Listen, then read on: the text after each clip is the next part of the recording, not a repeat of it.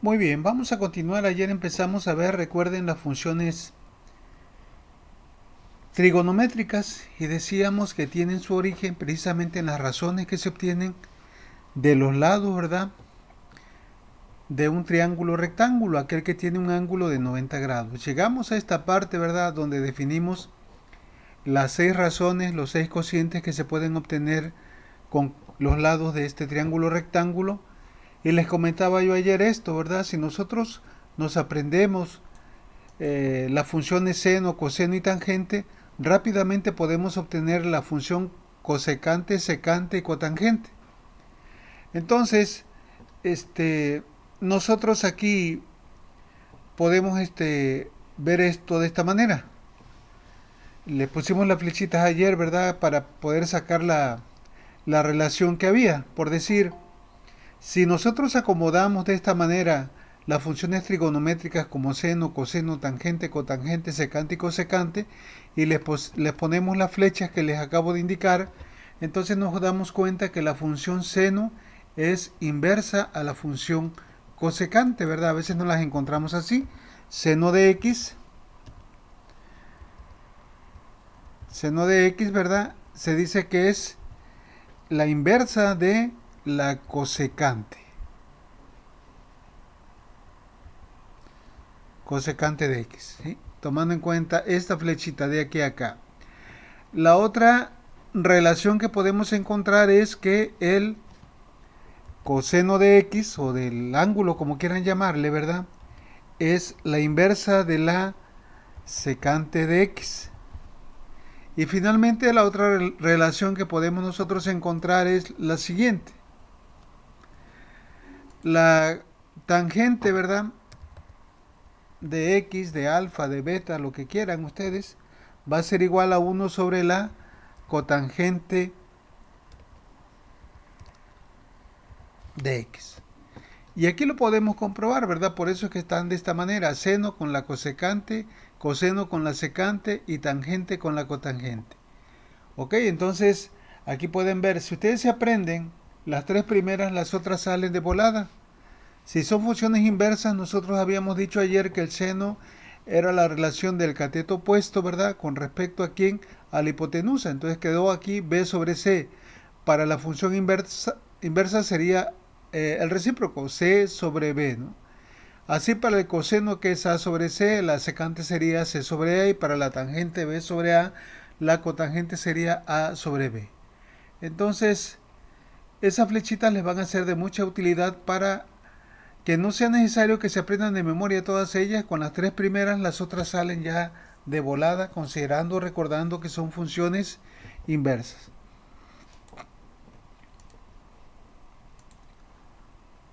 Bueno, dice, el dominio de cada una de las 6 funciones trigonométricas es el conjunto de todos los ángulos agudos. Un ángulo agudo, recuerden que es aquel, ¿verdad?, que tiene un valor menor a 90 grados. Si θ es el ángulo agudo, dice, de la figura 1, esta que tenemos aquí, nos referimos a los lados del triángulo de longitudes A, B, C, como el lado adyacente, el lado opuesto e hipotenusa, ¿verdad? A veces los lados simplemente hay que considerarlos de esta manera. Tomando como referencia el ángulo θ, ¿verdad? El opuesto sería el que está contrario acá, ¿verdad? A θ. El adyacente sería la base y la hipotenusa siempre va a ser el lado mayor. Entonces, a partir de esto nosotros podemos obtener las funciones trigonométricas de la manera siguiente, que es como generalmente nos las aprendemos, ¿verdad? En los cursos de matemáticas, desde que empezamos a ver esto de trigonometría en la secundaria. Entonces decimos siempre, nos han dicho que el seno es igual a quién, al cateto opuesto entre la hipotenusa, el coseno el adyacente entre la hipotenusa, y la tangente el opuesto entre el adyacente, y la tangente opuesto entre el adyacente. Y la cosecante, pues como decíamos hace un momento, es lo inverso a esto: hipotenusa sobre opuesto, hipotenusa sobre adyacente y adyacente sobre opuesto. Bueno, sin embargo, nosotros vamos a empezar a trabajar con funciones trigonométricas, pero enfocados a los números reales.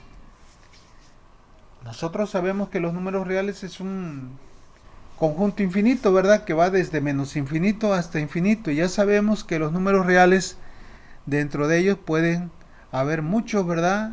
Nosotros vimos esto en la primera unidad, que podemos obtener los naturales, los enteros, los racionales, los irracionales, los trascendentales.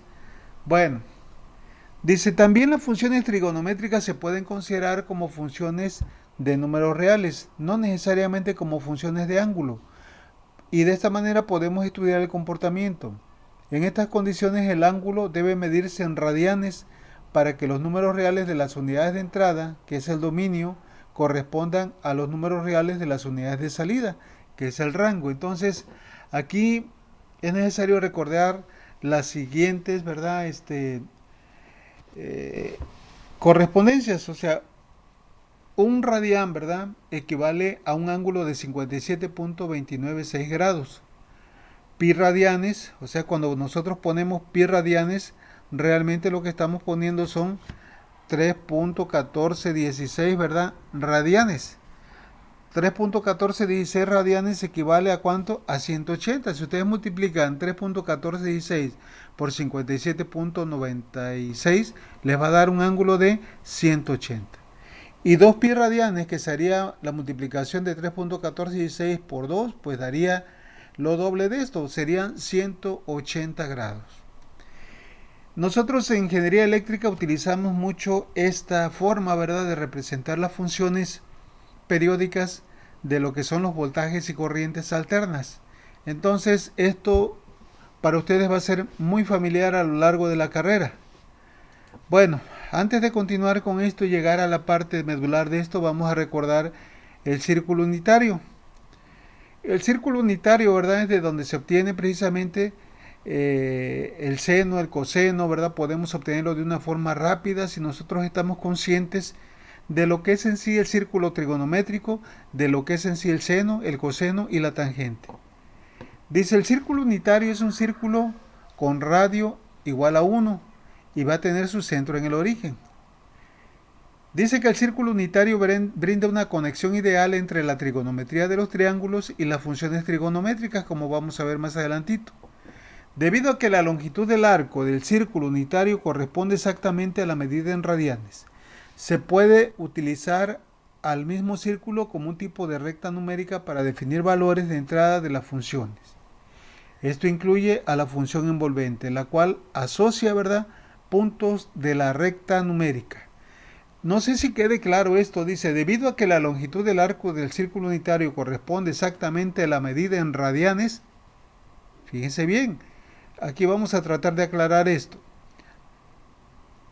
¿Cuál es la longitud del arco? Vamos a suponer que nosotros tenemos este ángulo, que le llamamos T. La longitud de arco sería todo esto, la medida que hay desde aquí hasta acá, la apertura sobre el círculo, ¿verdad? De aquí hasta acá, ¿verdad? ¿Sí?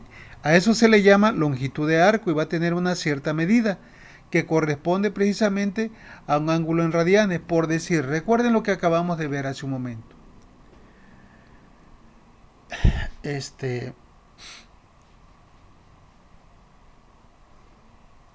Un ángulo de 180 equivale a ¿cuánto? Habíamos dicho a pi radianes. Entonces un ángulo de 180 sería lo que hay desde aquí hasta acá. Y precisamente esto equivale a ¿quién? A pi. A eso se refiere. ¿Ok? Entonces, siempre el ángulo que voy a poner aquí va a corresponder la longitud de arco en radianes. Un ángulo de 180, que era lo que tenemos ahorita, ¿verdad?, equivale la longitud del arco a pi, que son 3.1416. Bueno, ahora vamos a ver a continuación lo que es la función envolvente, la cual se asocia, dice, con puntos en la recta numérica. Si nosotros tenemos esto aquí, ¿verdad?, un ángulo T, y aquí tenemos un punto cuyas coordenadas x, y es de ¿cuánto? Me dice por aquí. Pues no sabemos, ¿verdad? Aquí lo ponen de manera general. Y acá, ¿verdad?, tenemos un punto en esta parte. ¿Se acuerdan que dijimos que el círculo unitario tiene, ¿verdad?, su centro en el origen, acá está, ¿sí? Y el radio del círculo vale 1. Si este radio lo muevo para acá, la longitud que hay de aquí a acá sería igual al radio y sería igual aquí a 1. Este punto que tenemos aquí, el punto es x igual a 1 y y igual a 0, por eso tienen estas coordenadas. Este punto que tengo acá, ¿verdad? Pues es un punto hipotético, pero lo que quiero que vean ustedes es que esta longitud de arco, si nosotros la trasladamos para acá, va a tener un valor que va a ser precisamente el rango de la función que va a estar sobre y. Lo mismo pasa, ¿verdad? Para cuando nosotros tenemos, por decir, el ángulo t y ahora el punto que estamos analizando está por este lado, en el tercer cuadrante. Esta proyección de la longitud de arco viene para acá. ¿Ok? Bueno, entonces el hecho de que sea t mayor a 0, t menor a 0 es por la forma convencional como se miden los ángulos. Los ángulos, ¿verdad?, se van a medir de manera positiva cuando nosotros tomamos como referencia el eje X positivo y lo medimos en sentido contrario de las manecillas del reloj. Estos van a ser ángulos positivos, por eso dice que t es mayor a 0. Pero cuando el ángulo lo medimos a partir del eje real positivo, pero en sentido de las manecillas del reloj, estos ángulos se consideran negativos. Por eso dice que acá que t es menor que 0, donde t viene siendo el ángulo, ¿sí? Entonces aquí tenemos un ángulo positivo medido de aquí para acá y acá tenemos un ángulo negativo medido de aquí hacia acá. Bueno, entonces vamos a ver a continuación las funciones trigonométricas de números reales, ya aplicando aquello a lo que nosotros deseamos aquí. ¿Cómo vamos a proyectar esto? Bueno, funciones trigonométricas de números reales. Aquí pueden ver que tenemos nuevamente el círculo unitario, cuyo centro coincide con el origen del plano cartesiano. Sea t, dice, cualquier número real. Y t, pues va a ser un ángulo, ¿verdad? En este caso. Y p, cuyas coordenadas son x, y, el punto correspondiente a t. O sea, p va a ser un punto, ¿verdad?, sobre el círculo donde se tiene precisamente el radio, el vector para esta medida de t, que es el ángulo. Cuando la recta numérica se coloca en el círculo, entonces se tiene lo siguiente, miren. Aquí, ¿verdad? Nosotros ya sabemos, hace un momento definimos, les mostré cómo se definen las funciones trigonométricas, ¿se recuerdan? El seno, coseno, tangente y cotangente. Es lo que vamos a aplicar aquí. Bueno, entonces habíamos definido la función seno como ¿qué? Como cateto opuesto al ángulo entre la hipotenusa. Observen aquí que ya se está formando, ¿verdad?, un triángulo que es un triángulo rectángulo. De acuerdo a las coordenadas del punto, la longitud que hay de aquí a acá pues corresponde a la coordenada X y lo que hay de aquí a acá corresponde a la coordenada Y. Si tomo el ángulo T, ¿verdad?, que tengo aquí,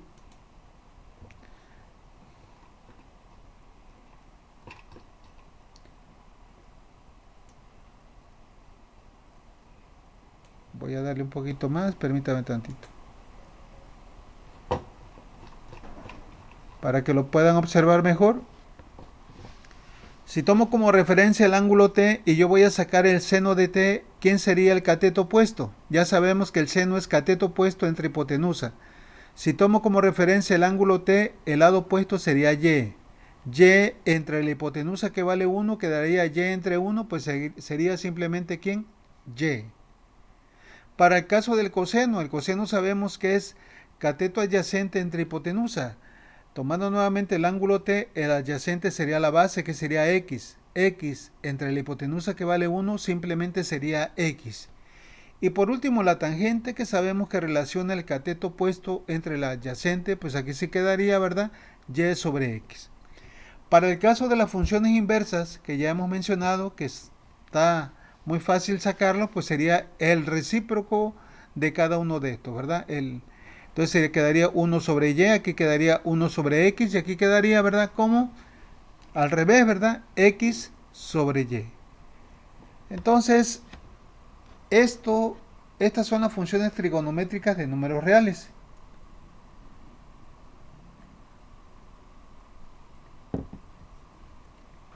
Es decir, con estas funciones trigonométricas podemos obtener valores de x, de y en el plano cartesiano y a partir de ellos obtener la gráfica correspondiente.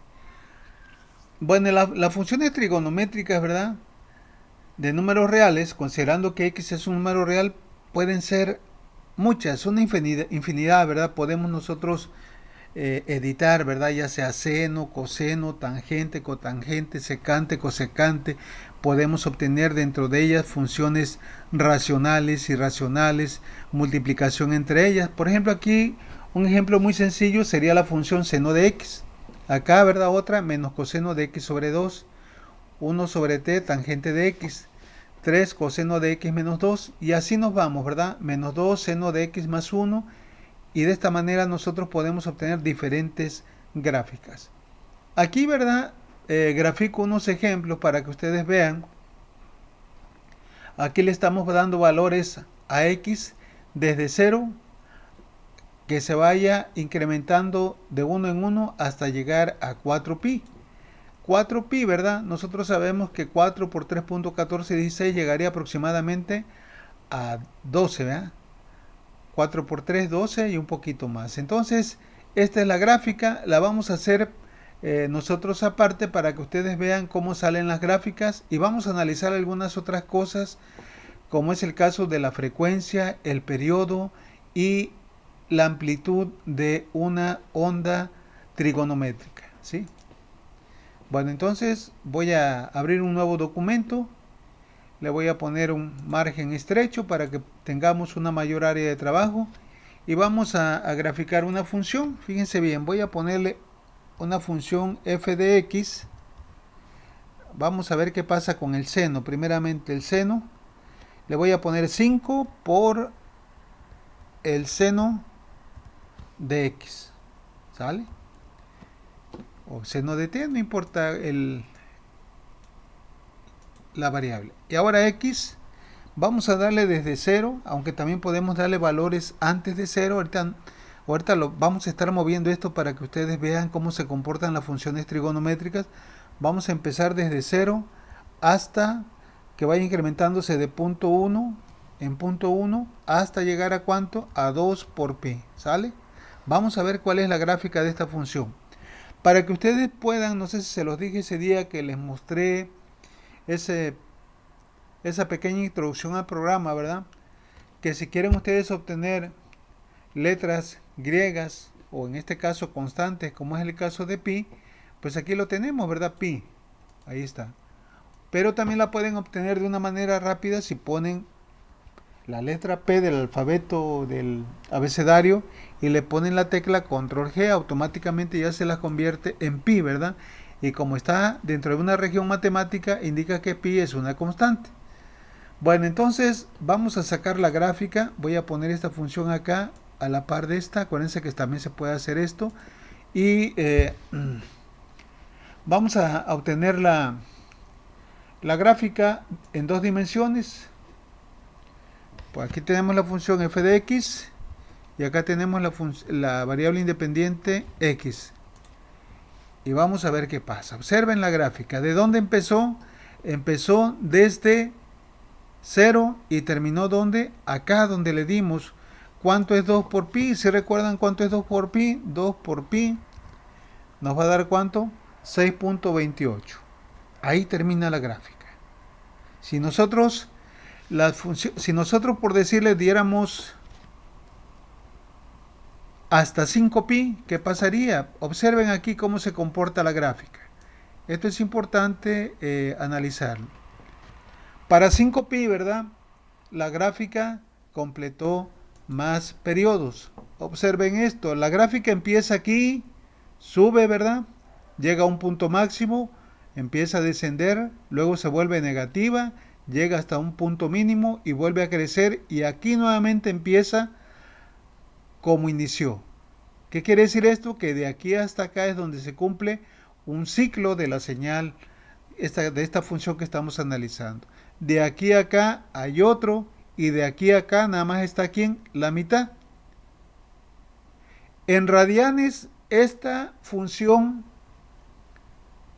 más o menos de cuánto será el periodo.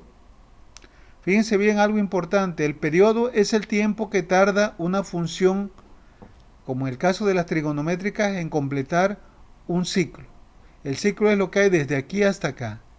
¿Cómo podríamos nosotros saber esto? Pues vamos a hacer esto, vamos a añadir un marcador, perdón, voy a borrar ya no lo quiero. Vamos a borrar el marcador, quiero uno vertical. Lo voy a poner acá donde completa el ciclo. Ahí más o menos está, ¿verdad? Depende del pulso, de la precisión que tengan ustedes ahí con su ratón, con su más o menos 6.29. De cierta forma son 2pi. Porque cuando yo le puse aquí, si recuerdan, 2pi, ¿qué pasó? Llegó casi aquí, ¿verdad? Le faltó un poquito. ¿Por qué le falta un poquito? Porque a lo mejor no estamos poniendo todo, ¿ah? Nos falta un poquito. Aquí, ¿verdad? Pero lo que quiero que comprendan es esto, el tiempo que tarda. Si esto fuera, si x fuera igual a t, sería tiempo, ¿verdad? Lo que tarda en realizar un ciclo completo se llama periodo, ¿ok? Entonces aquí, cuando x toma el valor máximo de 2pi, pues realiza un periodo. Cuando toma, por decir 4pi, ¿qué va a pasar con la gráfica? Hace 2 periodos completos y así se va, ¿verdad? Cuando el valor máximo de x es 6pi, hace 3 periodos y así se va, ¿verdad? Bueno, vamos a dejarlo aquí en 2pi, ¿sale? Y quiero que por favor vean ustedes algo interesante también. ¿Hasta dónde llega la amplitud máxima, el valor máximo de la función trigonométrica? ¿Cuál es el valor máximo sobre y, perdón? Acá tenemos, recuerden, es el dominio y lo que obtenemos acá es el rango. ¿Hasta dónde llega el valor máximo del rango? De acuerdo a la gráfica que tenemos ahí, pues si no la ven podemos añadir un marcador horizontal. Vean aquí, cuando llego al valor máximo, ¿cuánto es? 5, ¿verdad? A esto se le llama amplitud. Ok, es la distancia, la longitud que hay de aquí hasta el punto máximo de la onda senoidal. Este punto máximo, ¿verdad? Se le llama amplitud. Vean, entonces, aquí nosotros tenemos la gráfica y le pusimos la función, 5 por el seno de x. ¿Qué quiere decir? Que este número, ¿verdad? Esta constante va a ser la amplitud. ¿Qué pasa si ahora le pongo 8? Ahora, ¿dónde llega? Pues precisamente llega a 8 la amplitud, tanto por el lado positivo como por el lado negativo. Acuérdense que una función senoidal toma valores positivos y valores negativos. ¿Ok? No sé si hay alguna pregunta con esto.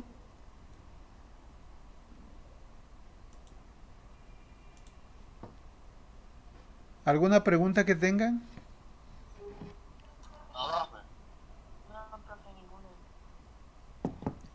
Bueno, vamos a multiplicar ahora el argumento. En una función trigonométrica, lo que está dentro del paréntesis se le llama argumento. Voy a multiplicarlo por 2. Fíjense qué pasa con la función. ¿Qué pasa? Ahora, en el mismo tiempo que realizaba, ¿verdad?, un ciclo completo, ahora hace 2. Si aquí le pongo 3, va a ser 3. Si aquí le pongo 60, pues va a ser 60 durante ese tiempo, ¿verdad? Nada más que aquí no se alcanza ya a ver. Espera.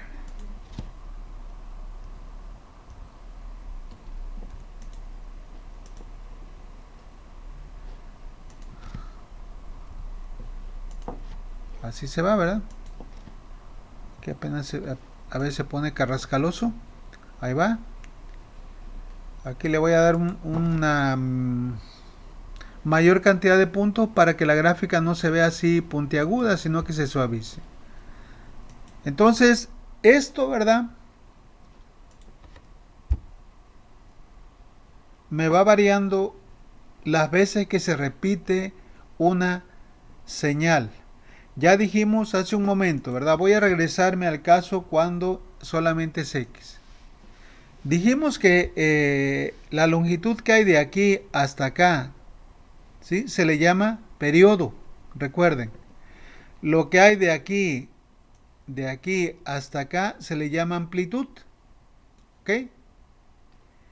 Pero hay otra cosa también que debemos de analizar. En una señal, en una función trigonométrica, hay algo que se llama frecuencia. Y la frecuencia es el tiempo, ¿verdad? Digo, perdón, el número de veces que la onda se repite durante un segundo. Vamos a aprovechar nosotros a hacer lo siguiente antes de pasar a otro tipo de función. Ustedes han visto, ¿verdad? Bueno, todos en nuestra casa, pues tenemos ahí la posibilidad, ¿verdad?, de tener energía eléctrica. Entonces, esa energía eléctrica que nos brinda Comisión Federal de Electricidad, que nos proporciona, ¿verdad?, pues es una señal de voltaje que tiene las siguientes características, fíjense bien. El voltaje que nosotros manejamos para conectar el cargador del celular, para conectar nuestra computadora, para conectar la tele, prácticamente todo, ¿verdad? Todos los aparatos eléctricos que trabajen de manera monofásica, ¿verdad? Porque algunos posiblemente tengan en su casa un clima de 220, pues ahí ya será bifásica, pero suponiendo que estamos analizando o vamos a analizar una señal de voltaje alterna monofásica, tendría la siguiente nomenclatura. El voltaje eficaz, así se le llama, o el voltaje, perdón, mejor de entrada, BS, el voltaje de suministro, así le vamos a llamar, va a ser igual a lo siguiente. Vamos a llamarle BT. A esta función le vamos a llamar voltaje en función del tiempo. Tiene un valor de 179.6 volts y tiene lo siguiente: una frecuencia de 377.6 radianes. Y esto, ¿verdad? Vamos a quitar esta ahorita para que ustedes vean la gráfica. La vamos a graficar aquí. Esta señal tiene esta función, ¿verdad? Este voltaje que nosotros trabajamos, que manejamos en nuestra casa, tiene una frecuencia de 60 Hz, es decir, se repite 60 veces durante un segundo. Los 179 es el voltaje de pico máximo, lo que nosotros veríamos con un osciloscopio. Lo que nosotros medimos con un voltímetro, ¿verdad? Ese se le llama voltaje eficaz. Esto lo van a ver ustedes posiblemente en mediciones, o no recuerdo cómo se llama. Hay una materia que están llevando donde les van a presentar diferentes instrumentos de medición, como es el voltímetro, el amperímetro, el osciloscopio, el vernier, el micrómetro. Muchos aparatos, tanto para medir parámetros eléctricos como para medir parámetros mecánicos. En este caso, ¿verdad? Mande, metrología. Ok, entonces ahí es donde van a ver esto que les estoy mencionando. Como yo sé que el periodo, ¿verdad? Perdón, como yo sé que la frecuencia de estas señales de 60 Hz, el periodo, ¿cuánto será? Fíjense bien. Si la frecuencia de una onda, por decir es 60 Hz, 60, el periodo de la onda se va a representar así: T igual a quién, a 1 sobre la frecuencia. Esto es el periodo. Ya dijimos que el periodo era igual a quién, al tiempo que tarda la señal en realizar un ciclo completo. Para una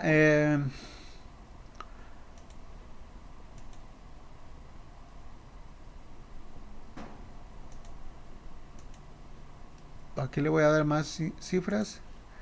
Para una frecuencia de 60 Hz, el periodo es de 16.666 milisegundos, o sea, 0.0166667 segundos. Es lo que tarda el voltaje que nosotros tenemos en nuestra casa. Entonces, le voy a dar, ¿verdad?, poco margen aquí para que nos pueda solamente graficar un ciclo. Me voy a ir, ¿verdad? Voy a ir iterando de un 10 milésimo y va a llegar a dónde? A esto que tengo acá, punto 0,166667, para que haga solamente un ciclo, ¿no? Y ahí lo tenemos. A ver, vamos a ver ahorita. Aquí, ¿verdad? Aquí me marqué error porque la función ya no se llama f de x, le puse b de t, ¿verdad? Y lógicamente, ¿verdad? La variable independiente ya no es x, se llama t, que es como comúnmente nosotros la manejamos. Ahí tenemos nosotros, ¿verdad? Graficada la señal de voltaje que nosotros manejamos en nuestra casa. Es una señal alterna. ¿Por qué se le llama alterna? Porque la polaridad cambia cada 16 milisegundos. O sea, en un momento es positiva, en otro momento es negativa y así está, ¿verdad? Hay un momento en que la señal es cero. Como pueden ver aquí, esto se le llama cruce por cero, pero como eso se transfiere tan rápido, está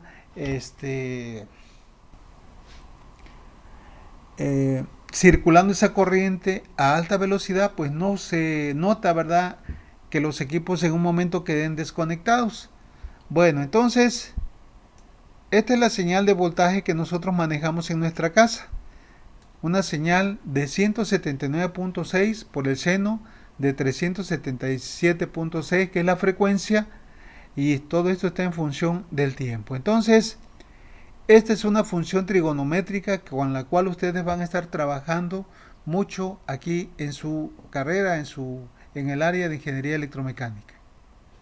Bueno, vamos a ver a otras entonces. Regresando otra vez a la primera que teníamos, que habíamos graficado. ¿Cuál habíamos graficado? La función seno, ¿verdad?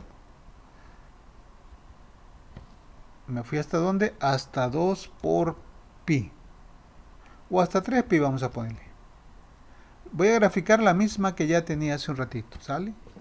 La función que habíamos nosotros obtenido, ¿verdad? O editado, mejor dicho, era igual a cuánto le pusimos, parece que 5, ¿verdad? Por el seno de x. Y ya con esto pudimos obtener esta gráfica, la gráfica del seno. ¿Ok?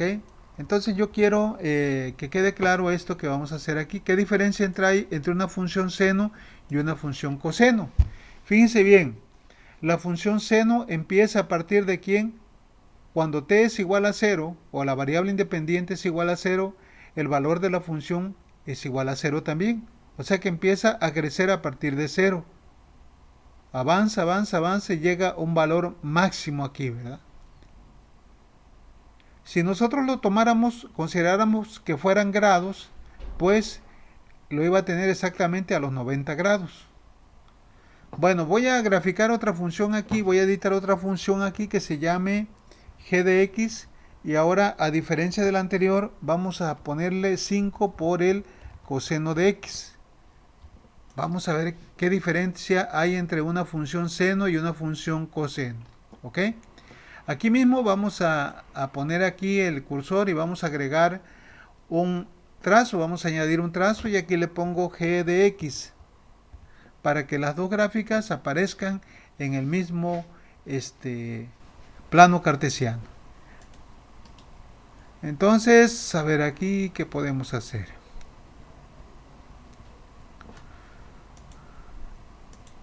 Ok, la última que graficamos, la del coseno, es la que está en color rojo. La del seno es la que está en color azul. Si lo pueden observar. Entonces, como ambas tienen 5, pues quiere decir que la amplitud de ambas van a ser 5. Hasta ahí van a llegar por la parte positiva, pero al igual que por la parte negativa. Ya habíamos visto, ¿verdad? Analizando la función de color azul, que es la del seno, decíamos que el seno, al inicio, cuando x vale 0, también la función vale 0. Pero ¿qué pasa con la función coseno? Cuando la variable es independiente, inicia en 0, ya la función coseno tiene su valor máximo. ¿Sí me entienden? Entonces, esta es la diferencia entre la función seno y coseno. Van desfasados 90 grados. No sé si me entiendan aquí. Voy a regresar otra vez a esto, mire, para que ustedes comprendan esto que estamos haciendo. Aquí solamente estamos graficando un periodo. Nosotros hace un momento, ¿verdad? Habíamos dicho que pi radianes equivalía a ¿cuánto? A 180 grados. ¿Sí recuerdan? 180 grados. 2 pi radianes, pues sería ¿cuánto? Pues multiplicamos por pi por 2 y aquí en vez de 180 por 2 me daría 360 grados. O sea que de aquí acá a 3.14, que es pi, acuérdense que pi es 3.14, de aquí hasta acá hay 180 grados. De aquí hasta acá hay 360 grados. Ahora les voy a poner un marcador aquí para que ustedes vean y me digan por favor cuántos grados habrá. Vamos a añadir un marcador vertical aquí. Exactamente a la mitad. Tomen como referencia la gráfica de color azul, donde se tiene el punto máximo. ¿Cuántos radianes hay aquí? Este marcador, vean que me está dando el valor que hay sobre el eje X. Y sobre el eje X tenemos radianes, considerando que son radianes ahorita. ¿Cuál sería el valor aquí? Más o menos, ¿verdad? No estoy muy seguro, es 1.591, pero vamos a hacer lo siguiente. ¿Qué pasa si yo divido pi entre 2? ¿Cuál es el valor de pi entre 2? Pues es 1.57, la mitad. Y si yo había dicho, ¿verdad?, que pi era igual a 180 grados, pi sobre 2, ¿cuántos grados sería? Sería 90, ¿no? 90 grados, ¿verdad? Entonces, pi sobre 2 en grados sería igual a 90 grados. Ok, entonces observen lo que quiero mostrar ahorita en esta parte.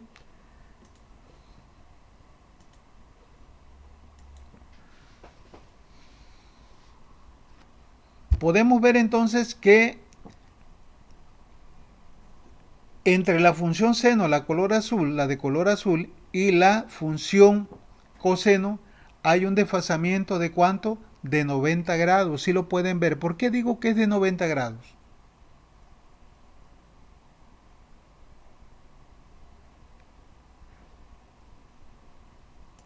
A ver, dígame, ¿por qué digo que es de 90 grados? ¿Qué tomo como referencia para hacer esto? Vamos a hacer una mirada de aquí para acá, ¿verdad? Vamos a suponer que nosotros hacemos una línea del tiempo. Miramos de aquí hacia acá. ¿Ok?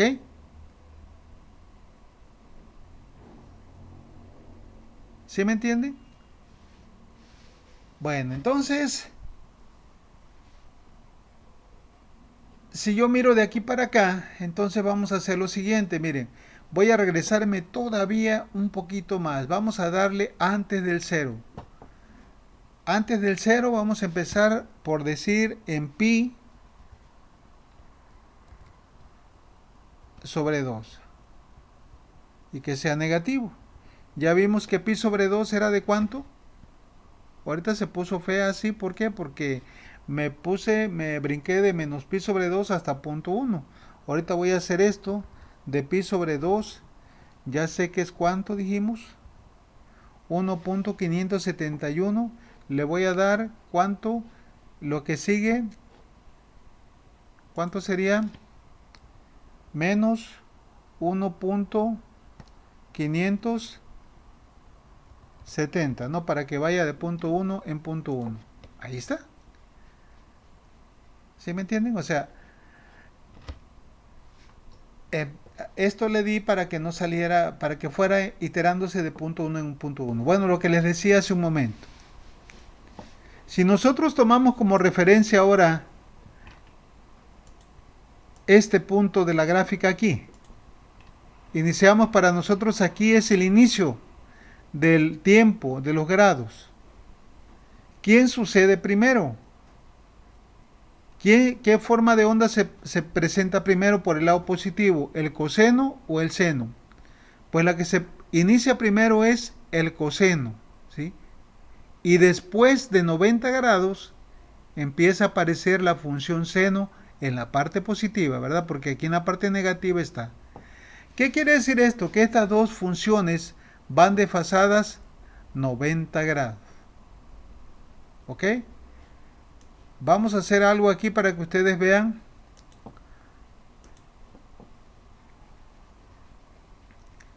Vamos a ponerle aquí a la función seno. Le vamos a poner más 90 grados. ¿Qué va a pasar con el azul? ¿Qué va a pasar con el azul? A ver, se salió de esto, permítanme. A ver, 90, vamos a ponerle mejor a esto así.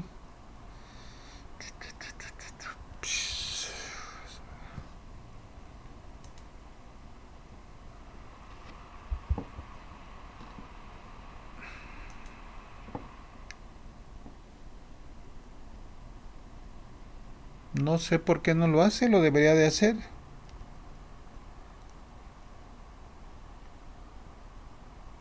Quería que vieran ustedes el desfasamiento, pero no se puede hacer ahorita aquí. Ahorita no quiero perder tiempo aquí.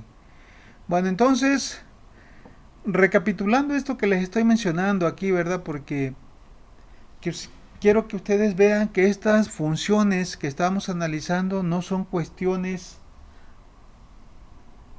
inventadas que no las van a utilizar. Nosotros en ingeniería eléctrica, en ingeniería electrónica, recurrimos de muchos tipos de funciones, como les decía la clase pasada, funciones trigonométricas, funciones exponenciales, funciones logarítmicas, y ya las algebraicas, las polinómicas, ya esas ya ni se diga, ¿verdad? Bueno, resumiendo, siempre, ¿verdad? El número que vamos a tener aquí se le llama amplitud de la onda de la función trigonométrica. En este caso la amplitud tiene 5 tanto para la función seno como para la función coseno. ¿Qué otra cosa vimos? Vimos, ¿verdad?, que el tiempo que tarda una función en realizar un ciclo completo se le llama periodo.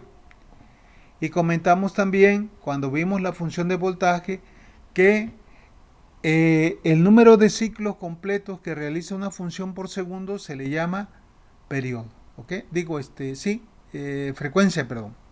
Frecuencia. Y veíamos la diferencia entre lo que es la función seno y el coseno, que hay un desfasamiento de ¿cuánto dijimos? De 180 grados. La función coseno va adelantada con respecto a la función seno. O dicho de otra manera, la función seno va retrasada con respecto a la función coseno. Bueno, no sé si hay alguna duda con esto hasta ahorita, con lo que llevamos. No, profe, ahorita ninguna. Bueno, entonces vamos a regresar aquí a esta parte. Aquí está la gráfica de la función seno. Aquí la amplitud, ¿cuánto vale? Como no tiene nada, ¿verdad? Que se supone que la amplitud es igual a 1, igual para la función coseno. Aquí está lo que acabamos nosotros de ver, pero en el mismo plano. Aquí está graficado de forma separada. Ambos tienen el mismo, ¿verdad?, dominio. X toma valores desde 0 hasta 4pi. Y 4pi sabemos que es 4 por 3.1416, aproximadamente 12.6. Bueno, y lo que les comentaba hace un momento, el tiempo que tarda una función en realizar un ciclo completo se le llama periodo.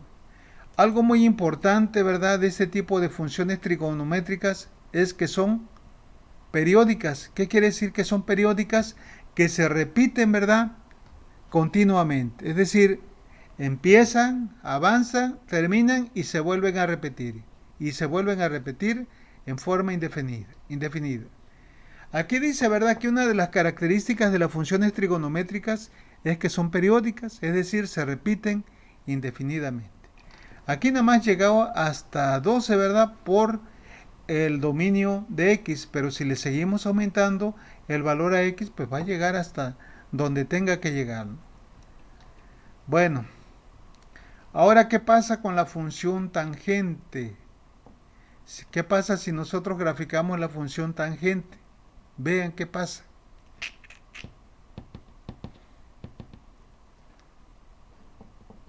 Observen aquí, ¿verdad? Que la función, tanto la función seno como coseno, son funciones continuas. Ya decíamos que una función continua es aquella, ¿verdad? Que si yo la fuera a dibujar a mano alzada, no tengo por qué despegar el lápiz para realizar la gráfica de la función seno y de la función coseno, pero sin embargo aquí, cuando grafiquemos la función tangente, vamos a ver que hay una discontinuidad. Aquí, ¿verdad? Tiende a dónde? A infinito. Vamos a ver qué pasa entonces con esta función. Hay que recordar que la función seno, coseno, y la tangente se obtienen de las relaciones del círculo trigonométrico. Fíjense bien aquí, antes de hacer la gráfica, vamos a entender esto. Aquí tengo la función tangente, ¿ok?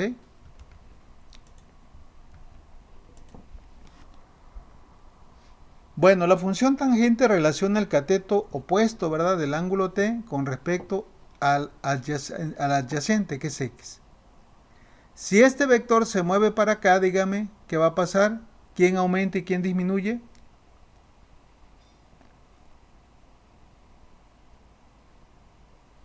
¿Quién aumenta y quién disminuye? ¿No lo pueden ver? Disminuye X y aumenta Y, ¿no? Es correcto, así es, ¿verdad? Bueno, entonces miren, aquí la vamos a dejar. Voy a tratar de prepararles algo para mañana para que ustedes puedan ver. No sé si en la escuela, en el bachillerato, manejaron un programa que se llama Cabri. Con ese programa, ¿verdad? Se No. pueden ir moviendo los puntos y se ve cómo varía el lado X y también el lado Y.